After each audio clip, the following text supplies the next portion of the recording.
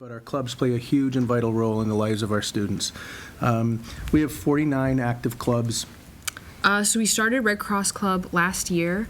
So we have roughly 20 active members. So far, within these past 2 years, we have completed 2 blood drives, and we're getting ready for our third in the end of May. And we have visited the Holyoke Soldiers Home and handed holiday cards for the past 2 years now. Mm-hmm. And then we've done a couple fundraisers. We've gotten the school involved. My name's Maggie Rosemond, and I'm currently a junior here. I was just elected president of the Long Meadow High School Key Club. We have a total of nearly 200 members this year in Key Club, and we participated in about 60 projects throughout the community.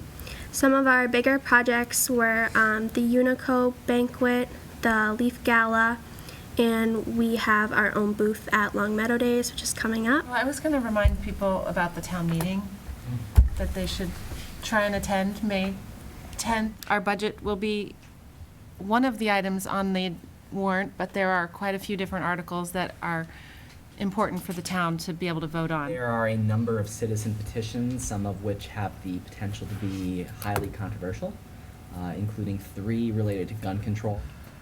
The school building committee's final report. Gilbane, their final contract completion was complete in 2015. 2015, our mass chips, which is all the energy points. That final audit and report was submitted, and we were finally certified, and we hit nearly everything we shot for with the energy points, which also translates to dollars. You're talking 2% back from the state. The MSBA at the end of 2015 received their the final audit and completed that, and the board of the Massachusetts Building Authority, which meets every 2 months, finally accepted our project in its entirety. We received final payment 2 weeks after that vote was completed, and we dissolved our school building committee. And that's a span of roughly 13 years from the beginning of Tom McGarry and his group saying, I think we really need to study this building, to dissolution of a school building committee and a final product. Part of the program, the acceptance with the MSBA, is that you have to develop a maintenance program and submit it to them before they can even accept the project. And it's going to take both school committee and select board together to maintain this. So yes, the Long Meadow High School project came in under budget, roughly at the end of the day, $1.7 million under budget. The budget that school committee approved included maintaining the middle school team that was initially slated to be reduced back when we presented the budget to the committee. And the proposal was to share it as a traveling team between the 2 middle schools. And so Nicole ended up going back and getting some information from her teachers and coming forward to admin to say, you know, this is probably going to create more of a disruption than it's going to solve for us. The proposal would be to maintain 0.6 of the 4 teachers that are on the team. They would work at Williams exclusively. That would eliminate 1.6 FTEs from the budget, which would equate to, again, depending upon the staffing, but based on the individuals in those positions right now, would be approximately $85,000. But the other thing that concerns me is that the timing of this, I mean, we went through the whole budget discussion, we talked about whether we really needed this team, and the decision was, yes, we need it, and we should probably split it. 4 teachers that are 0.6, especially in math and science, that's going to be very hard to fill a 0.6 at the middle school level. And so that's why we're bringing it forward. We were forced with tough decisions to try to make our budget work, Right. and we went to places we don't normally rely on to balance our budget. We're bringing back an alternative to you to say, we don't like the solution we voted on. We all know we don't want to use those one-time sources to balance the budget. Well, here's an option. And, you know, our administrators are saying that the solution that was given to them wasn't something they asked for, and, you know, it's probably going to create more of a disruption than it is going to solve in terms of creating the best educational experience for the students at Glenbrook.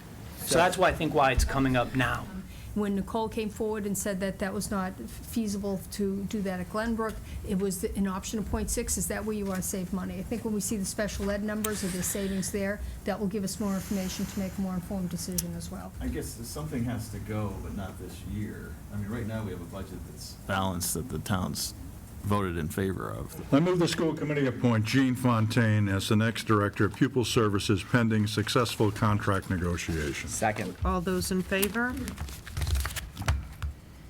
The survey on homework guidelines, but this gives more concrete data, I think, for Marie to have those discussions with both principals and teachers of saying, okay, it's not just anecdotal. Here's what, we've surveyed parents. If we compare your school to another school, here's what's being said. So Longmeadow, as you know, decided to stick with the MCAS for this year. And in grades 3 through 7, the state decided that they would add some park-like questions in both ELA and math. So math is coming up. I think elementary math is the 10th through the 18th, and then middle school is the 9th and the 10th for math. And the park-like math questions are actually included in the MCAS session. It's not a separate session. They're not pulled out. They're not separate. So your kids are going to take MCAS, and within that MCAS, they'll have some park-like questions too. So I think parents need to know that they have embedded park questions. You do not have a right to opt out of this because it's law that you can't opt out of the MCAS, and that if a student refused to take the test, it would impact the level of the school.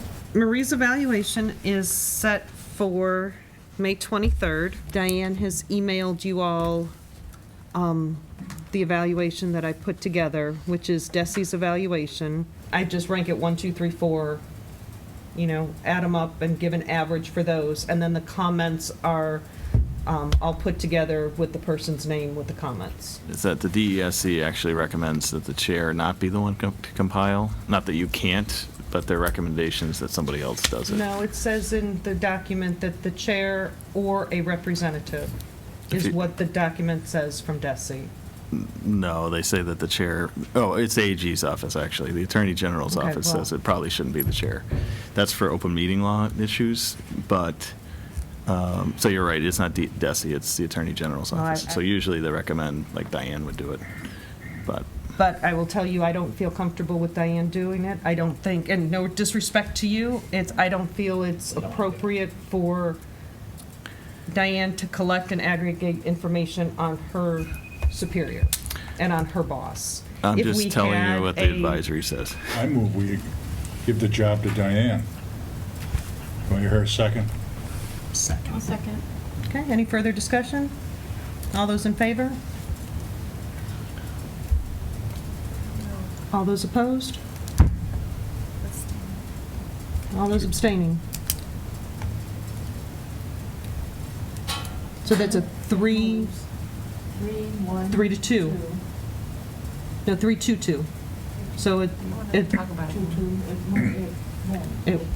right. So everything is being given to you. I move on the recommendation of the negotiating subcommittee that the school committee approve the memorandum of agreement dated March 23rd, 2016 with the Longmeadow Education Association Nurses Unit C, also known as Unit C, or Unit, also known as Unit C. All those in favor?